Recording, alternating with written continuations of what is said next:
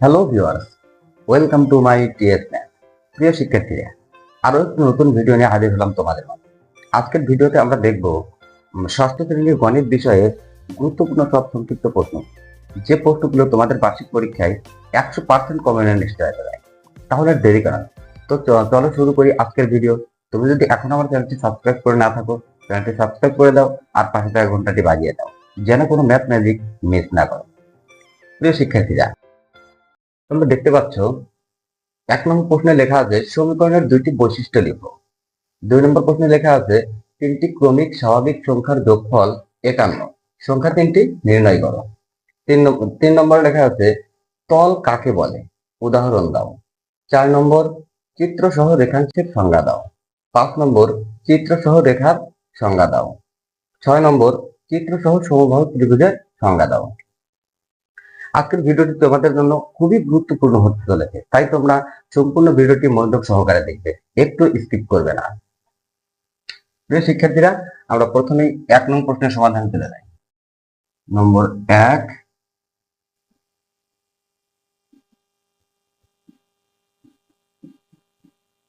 সমাধান। 1 নং প্রশ্নে লেখা আছে সমীকরণের দুইটি বৈশিষ্ট্য লিখো।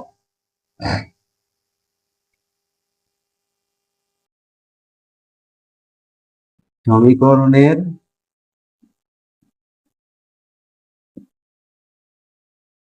দুইটি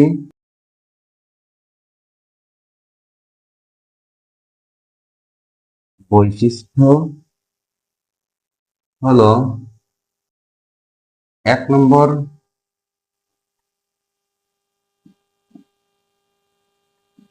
সমীকরণে দুটি পক্ষ থাকে, যথা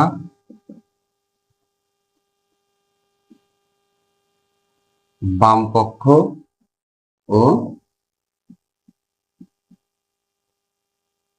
ডান পক্ষ। 2 নম্বর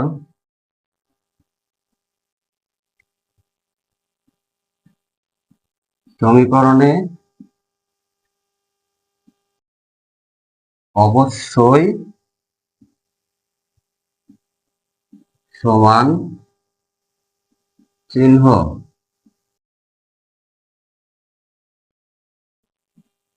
থাকবে। তো তোমরা দেখতে পেলে আমরা সমীকরণের দুইটি বৈশিষ্ট্য লিখে ফেললাম। 1 নম্বরে সমীকরণের দুইটি পক্ষ থাকে, যথা বাম পক্ষ ও ডান পক্ষ। আবার সমীকরণের অবশ্যই সমান চিহ্ন থাকবে। আমরা এখন 2 নং প্রশ্নের সমাধান করি।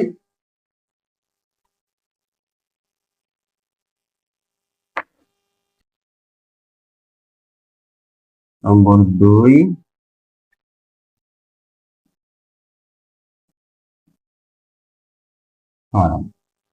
2 নং প্রশ্নে লেখা আছে তিনটি ক্রমিক স্বাভাবিক সংখ্যার যোগফল 51, সংখ্যা তিনটি নির্ণয় করো। এখানে যে তিনটি সংখ্যার কথা বলেছে সংখ্যা তিনটি দেওয়া নেই, কিন্তু সংখ্যা তিনটি আমাদেরকে ধরে নিতে হবে যে ক্রমিক সংখ্যা। তাহলে ধরি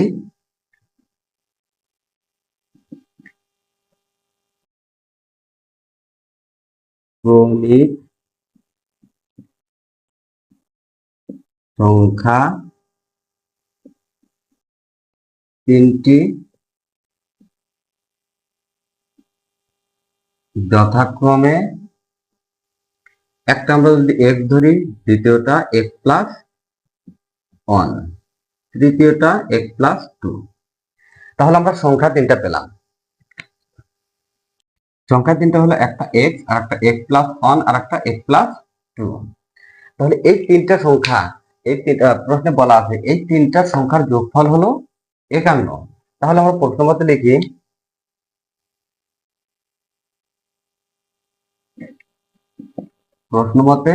এই তিনটা সংখ্যাকে আমরা যোগ করে দিই, x plus x+1 plus x+2 equal to, তাহলে তিনটা সংখ্যার সমষ্টি হবে কত, যোগফল কত হবে 51। আমরা 51 দিই। বা x এখানে কয়টা আছে, একটা, দুইটা, তিনটা, তাহলে এখানে আমরা 3x লিখি, প্লাস এই 1 আর দিয়ে 3 ইকুয়াল টু 51। বা এখন এই 3টায় সমান চিহ্নর বাম পাশে ছিল প্লাস, সমান চিহ্ন ডান সাইডে গিয়ে হবে minus. 3x equal to 51 minus 3, বা x ইকুয়াল টু, এখন 51 ভিতর থেকে 3কে বাদ দিলে 3 আছে কত, 11, 8 আর থাকে 1, 1 আছে কত, 5, তাহলে 4। আর এই 3টা এখানে ইনটু অবস্থায় ছিল, এই সাইডে গিয়ে ডিভাইডেড হবে। এখন আমরা কাটাকাটি করতে পারি, 3 ষোলো 48, বা x equal to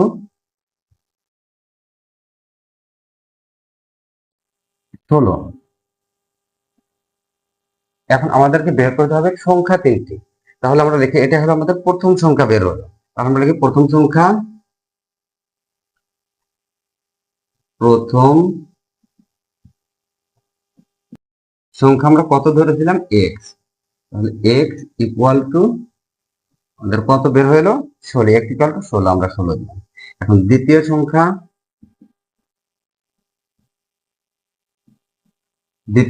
x plus 1, x plus 1 equal to x এর মান কত, 16 প্লাস এই 1, তাহলে কত হলো, 17।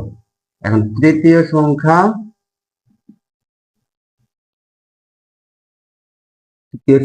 x প্লাস 2, তাহলে x এর মান কত, 16 প্লাস এই 2, তাহলে 16 আর 2 18। তাহলে আমরা সংখ্যা 3টা পেলাম কত, 16, 17, 18। এই 3টা সংখ্যাই জানতে চাই, 3টা সংখ্যাই আমাদের আনসার। শিক্ষার্থী, তোমরা নিশ্চয়ই বুঝতে পেরেছো যে 2 নং প্রশ্নের সমাধানটা আমরা কিভাবে করলাম। এখন আমরা 3 নং প্রশ্নের সমাধানে চলে যাই।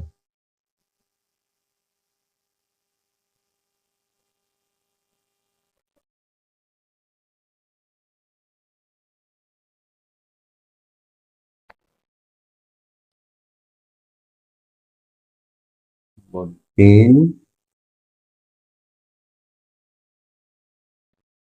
সমাধান। 3 নং প্রশ্নে লেখা আছে, তল কাকে বলে, উদাহরণ দাও।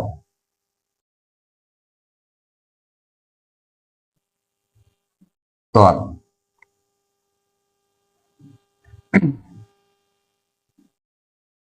যার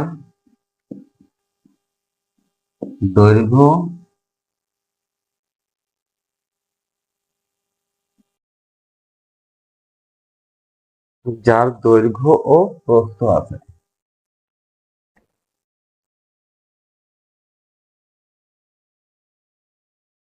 প্রস্থ আছে কিন্তু উচ্চতা নেই, তাকে তল বলে। উদাহরণ,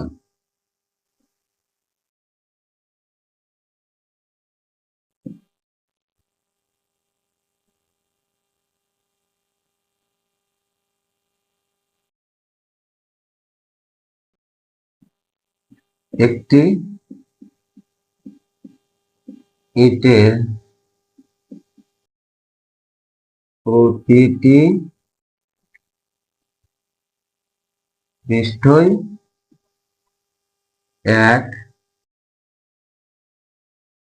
একটি তল নির্দেশ করে।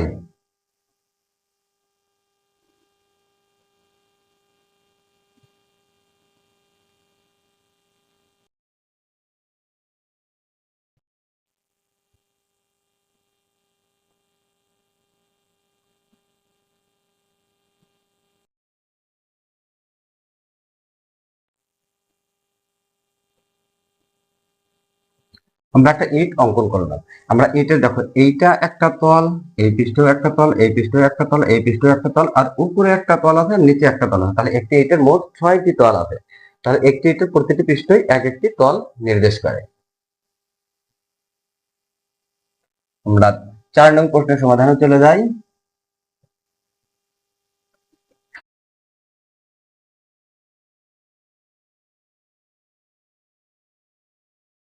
নম্বর 4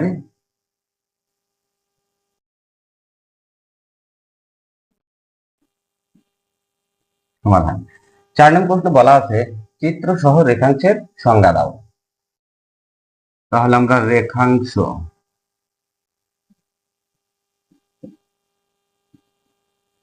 রেখাংশ আমরা জানি যে যার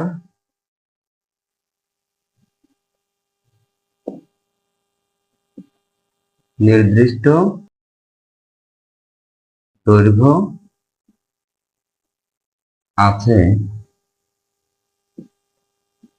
তাকে রেখাংশ বলে।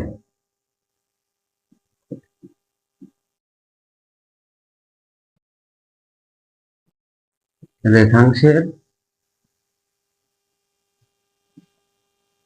দুইটি প্রান্ত বিন্দু আছে। আমরা একটা রেখাংশ আঁকি, এ আর বি। তাহলে চিত্রে এ বি একটি রেখাংশ। চিত্রে এ বি একটি রেখাংশ। তোমরা নিশ্চয়ই বুঝতে পেরেছো যে যার দুইটা প্রান্ত বিন্দু আছে, যার দুইটা প্রান্ত বিন্দু আছে তাকেই রেখাংশ বলে। দেখো আমরা একটা রেখাংশ এঁকেছি, এর এইখানে একটা প্রান্ত বিন্দু, এখানে আর একটা প্রান্ত বিন্দু, তার মানে এটা হলো একটা রেখাংশ। আমরা 5 নম্বর প্রশ্নের সমাধানে চলে যাই।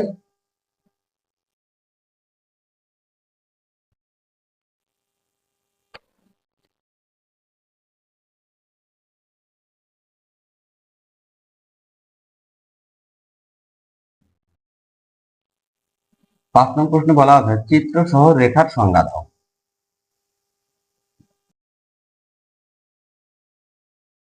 রেখা আমরা জানি যার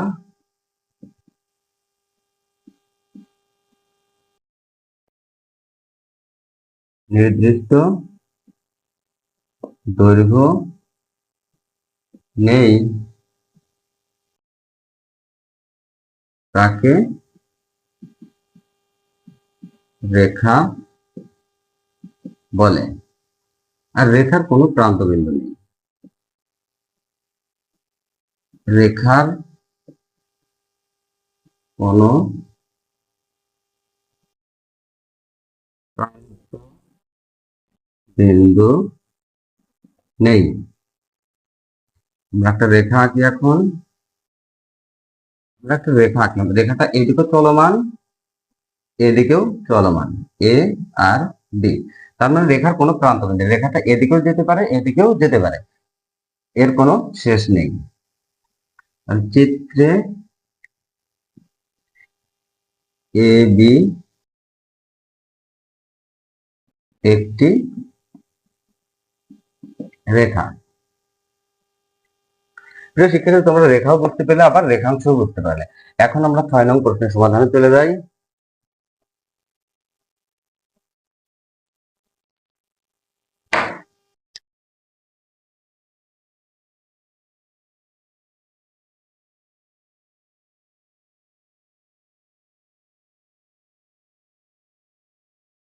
6 নং প্রশ্ন বলা যাচ্ছে চিত্র সহ সমবাহু ত্রিভুজের সংজ্ঞা দাও। চিত্র সহ সমবাহু ত্রিভুজের সংজ্ঞা দাও।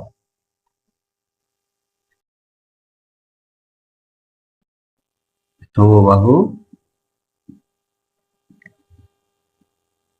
ত্রিভুজ আমরা জানি যে ত্রিভুজের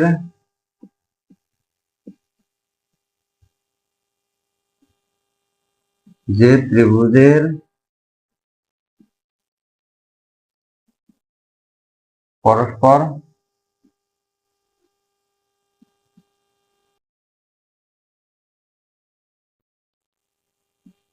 বাহুগুলো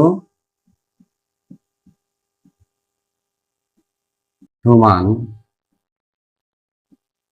তাকে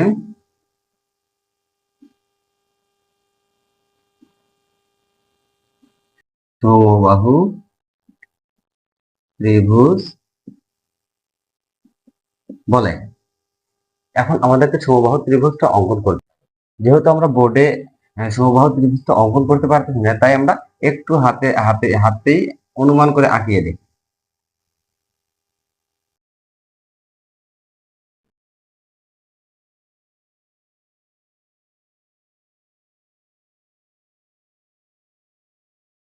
এ বি সি, আমরা মনে করি এই বাহুটা 5 সেন্টিমিটার, এই বাহুটাও 5 সেন্টিমিটার, এই বাহুটাও 5 সেন্টিমিটার। তাহলে চিত্রে এবিসি, চিত্রে এ বি ত্রিভুজ এবিসি, এবিসি একটি সমবাহু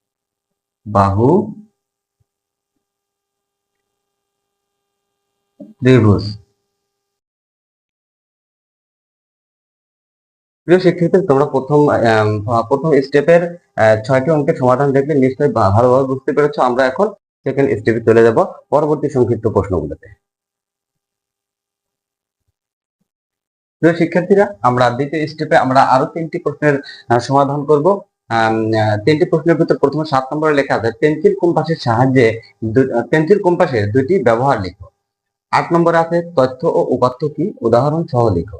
9 নম্বরে আছে ষষ্ঠ শ্রেণীতে 18 জন ছাত্রীর গণিতে প্রাপ্ত নম্বর হলো এত হলে ছাত্রীদের নম্বরের গড় নির্ণয় করো। তাহলে আমরা 7 নম্বর প্রশ্নের সমাধান করি।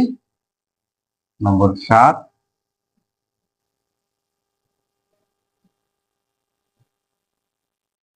সমাধান, পেন্সিল কম্পাসের দুটি ব্যবহার।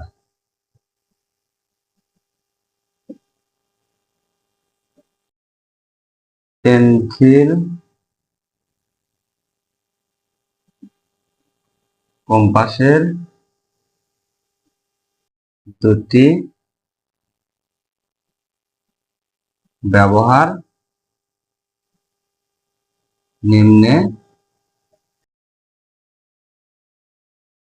দেওয়া হলো। 1 নম্বর,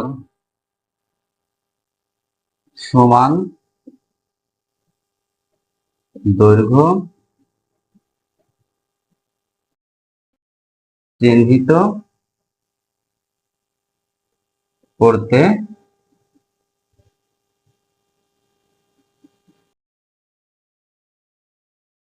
পেন্সিল কম্পাস ব্যবহার করা হয়। 2 নম্বর, বৃত্ত আঁকতে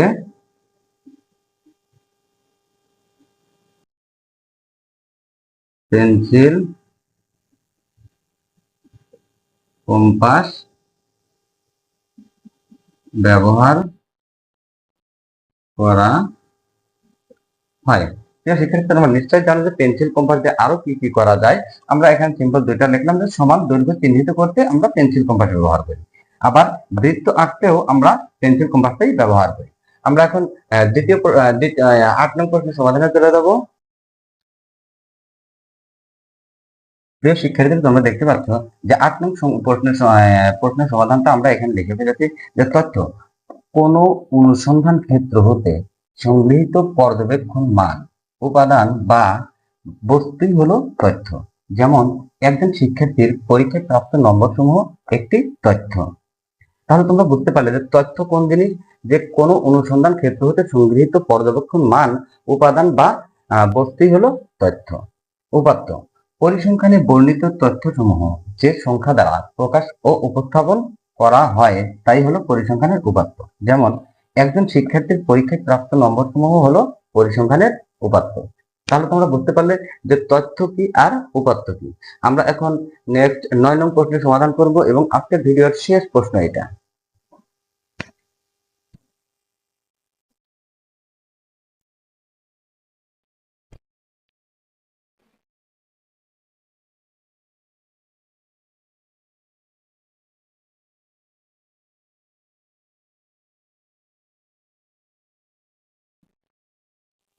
সমাধান।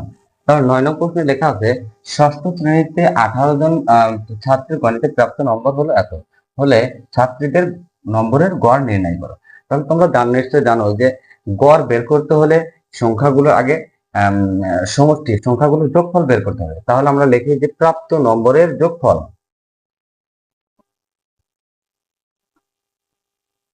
প্রাপ্ত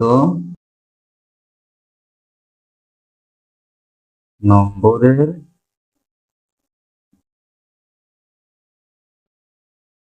যোগফল। তাহলে আমার সংখ্যাগুলো যোগ দিয়ে উঠাই, 45 যোগ 50 যোগ 40 যোগ 42 যোগ 48 যোগ 52 যোগ 55 যোগ 44 যোগ 60 যোগ 65 যোগ 55 যোগ 55 যোগ 44 যোগ 70 যোগ 40 যোগ 66 যোগ 60 যোগ 65। আমরা এখন একটা ক্যালকুলেটর ব্যবহার করে ক্যালকুলেটর সাহায্যে যোগটা করে নেব।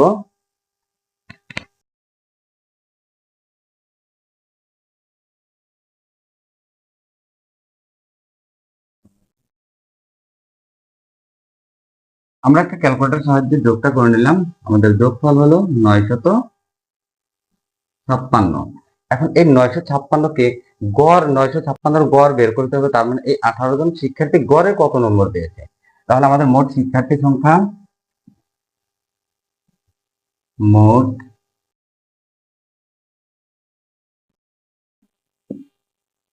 শিক্ষার্থীর সংখ্যা 18 জন। অতএব গড় সমান সমান এই 956 ডিভাইডেড 18। আমরা এখন 18 দিয়ে 956 কে ভাগ করব।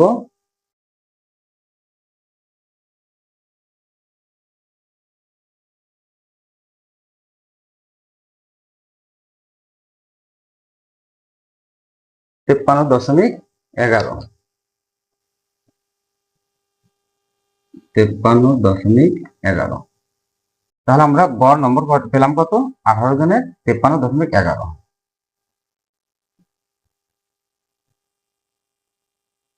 উত্তর 53.11। প্রিয় শিক্ষার্থীরা, এই ছিল আজকের ভিডিও। যদি ভিডিওটি ভালো লাগে লাইক দিয়ে কমেন্ট করো আর শেয়ার করে দিও বন্ধুদের মাঝে, যাতে তারাও তোমার মতো দেখে উপকৃত হতে পারে। আর তোমার এরকম ভালো ভালো ভিডিও পেতে, নতুন নতুন মজার গণিতের ভিডিও পেতে, গুরুত্বপূর্ণ অঙ্কের ভিডিও পেতে চ্যানেলটি সাবস্ক্রাইব করতে টিএস ম্যাথের সাথেই থেকো। দেখা হবে পরের ভিডিওতে। সে পর্যন্ত ভালো থেকো, সুস্থ থেকো আর টিএস ম্যাথের সাথেই থেকো। আল্লাহ হাফেজ।